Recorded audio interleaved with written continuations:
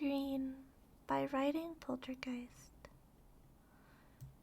Draco will never, ever do something so cliche or stereotypical as to say Slytherin green is his favorite color.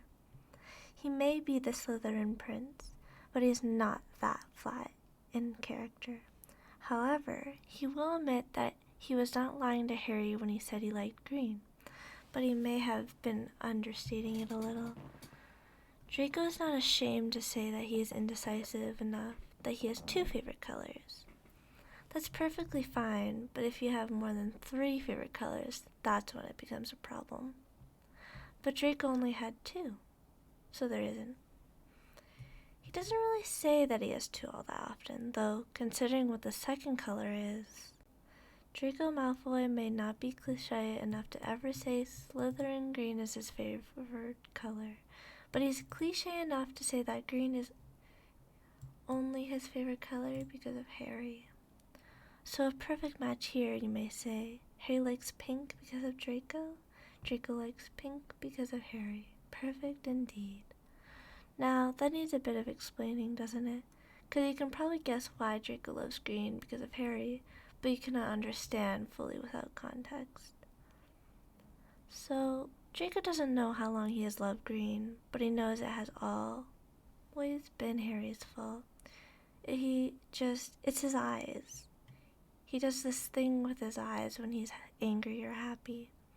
It's like he's so full of emotion that he can't help letting it leak out of his magic. Everybody knows that you get accidental magic when you're upset, and Harry has done a lot of that over the years. But not everyone knows the magic Harry can do when he's happy. When his eyes dance and sparkle, lit up as bright as his smile, you can smell a hint of treacle tart and apples sometimes.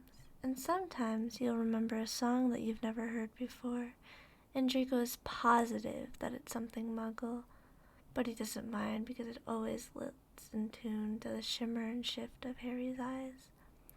He has, on a couple occasions, seen utensils dancing halfway down the dinner table to the sound of his laugh, or leaves that have fallen to the ground flying up in a swing step. Things just want to dance when Harry's happy. Draco likes his eyes most when they're joyful, though anger is a close second. You've never felt adrenaline until you've been the focus of those flaming Viridian orbs. He swears that Harry's eyes could glow in the dark when he's upset. It gives him chills. There's a reason why Draco was so obsessed with pissing this boy out. But it's his happiness that makes Draco drunk off him. It's when his nose scrunches adorably as he laughs, those eyes reminding Draco of pleasant days in the sun, out in the garden, the memory scent of grass coming to the forefront. Draco just wants to kiss it. That scrunch in his nose, see how it makes Harry laugh more?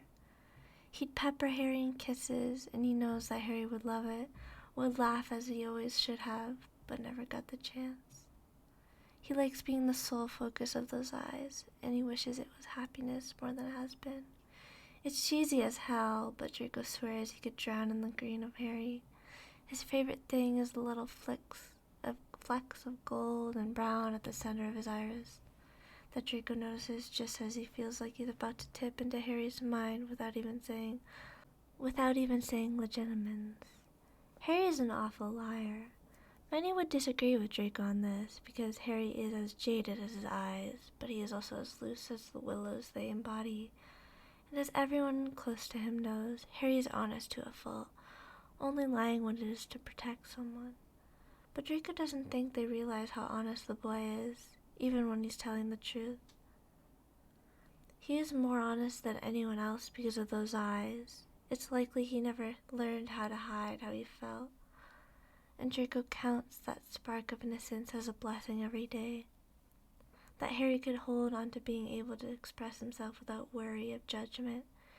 It shows a special strength because Draco knows damn well he faced a lot of judgment, and yet he's still smiling when he wants to smile, scowling when he wants to scowl, honest with himself as much as anybody else.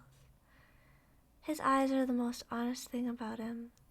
So when Harry finally confesses that pink is his favorite color because of Draco, Draco knows he isn't just having him on because he is at the very center of that green, encased by those flecks of gold and brown, held tightly and above all else. Harry looks like Draco hung the sky in that moment, and Draco's heart melts, breath catching in his chest, because this is all he's ever wanted and more.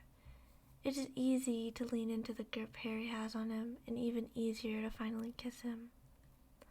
The sound Harry makes is beautiful, full of excitement and delight. He throws himself into it, kissing Draco with all he's got, ever honest. It's a wonder that Draco's still alive when the kiss finally breaks. Chests press against one another, and the strands of the familiar curly black hair in his fingers. And then, because of course he does, Harry asks, "Then does that mean you like me too?" And his eyes are full of hope and longing, and please, please say yes, like Draco could ever say no. He would do anything so long as those green eyes stayed on him. It was for that reason that he blatantly lied about Harry's identity back in the manor. When put under those eyes, Draco is helpless to do anything, but as they ask, "Protect me, then say yes now." He has no qualms with the manipulation he's put under. It is something he gladly accepts, as he plays his heartstrings like nothing else can. He is but Harry's violin, there to play whatever tune Harry wishes to hear. That does not mean he is not his own person as well, and that's why he says it like this. "Yes, you Gryffindor, I like you too." The look of gratitude and joy he gives Draco then is far better than the finest wines and whiskies. Harry's been sitting in the windowsill in the common room as he works on his homework, Weasley and Granger bickering on the sofa across from Draco, and Draco has been watching Harry for a while now. His own homework up been in front of him. Neither of them find this problematic, as they both blatantly watch each other. But Draco knows what Harry's looking for, and Harry doesn't. He's never asked before, but when he slowly drags his eyes from his work, his head turned all the way to Draco before his eyes even leave the page, like he's trying to pull himself out of work and is struggling.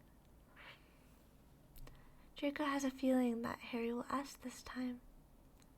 Harry smiles and is soft and warm, but his eyes are honey and far better at displaying this than the form of his lips. "Why do you stare at me?" "What?" Draco smirks. "I can't watch my handsome boyfriend work?" And he's treated to the delicious sight of a bright blush. "Well, I mean you can, just..." He brings his hand up to the back of his neck to scratch there in embarrassment, his face turning to the side and his eyes darting everywhere but Draco, and that is a big problem right there. Draco grabs Harry by the chin to bring back his attention. "Of course I can. You're gorgeous and you're mine. I've got every right to the observation of you, but I will offer that is what is these." His thumb runs a line beneath Harry's eyes and glasses. "That have caught my eye." Harry turns a lovely red that makes Draco laugh, something that still startled Weasley and Granger, and gives him a quick kiss on the nose, and then, because he can't help himself, Harry's cheek, and then the corner of his lips, then finally his mouth. Harry is always so reactive as his eyes, and his body is immediately curving into Draco's, hands wrapping tightly around Draco's waist. "Your eyes are studying, you know," he whispers against Harry's lips, receiving a pleasured hum in reply. He presses a couple more closed-mouth kisses before pulling away because he doesn't like to share and therefore doesn't want anyone else knowing what Harry is like when he's snogged and senseless. Draco wraps his arms around Harry a little tighter and pulls away to give a final kiss. For now, because there will be more later, and more heated, to Harry's forehead. And I think it's about time I tell you that I only love green as much as I do because of you and your stupid eyes.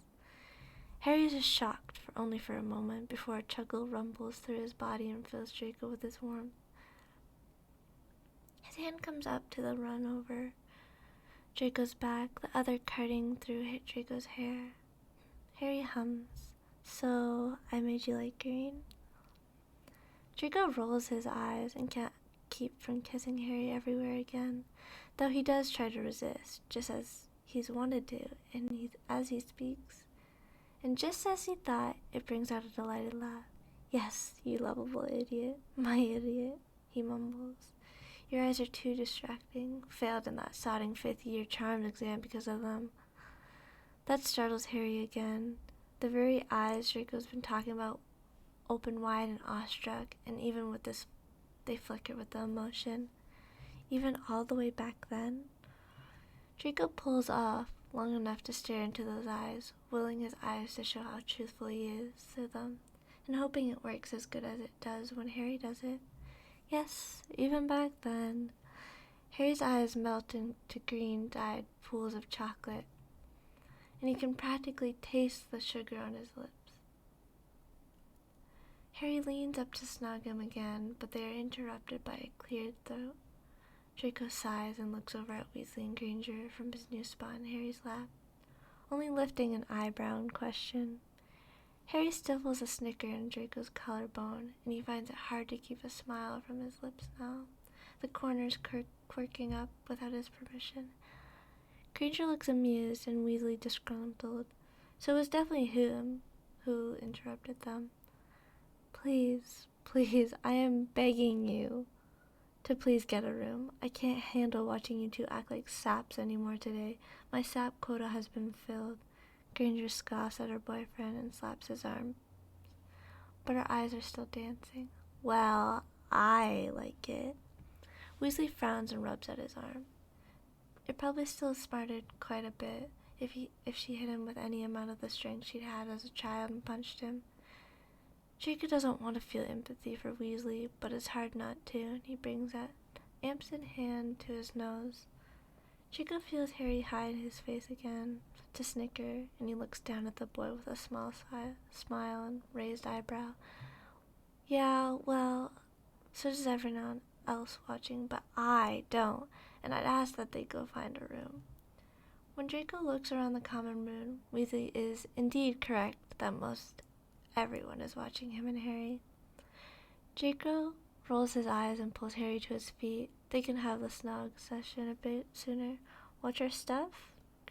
Weasley grunts as he finally gets back to his homework, Granger joining with a huff and a smile. "Thanks, Weasley." Weasley waves his hand back and forth dismissively, not even looking up as they pass him. Yeah, you're welcome, mate." Since Harry and Draco have gotten together, Draco and Weasley have sorted out their differences rather quickly in a surprising twist. And since then, they've had a strange, prickly friendship going. They like it like that just fine. They both knew he wasn't thanking them for the books, but rather the heads up about everyone in the common room.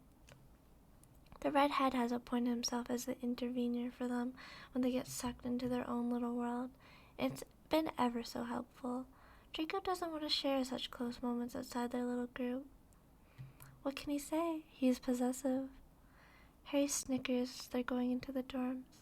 I still don't get how that worked out. Draco doesn't admit they only came to choose for him and only says, "You don't have to."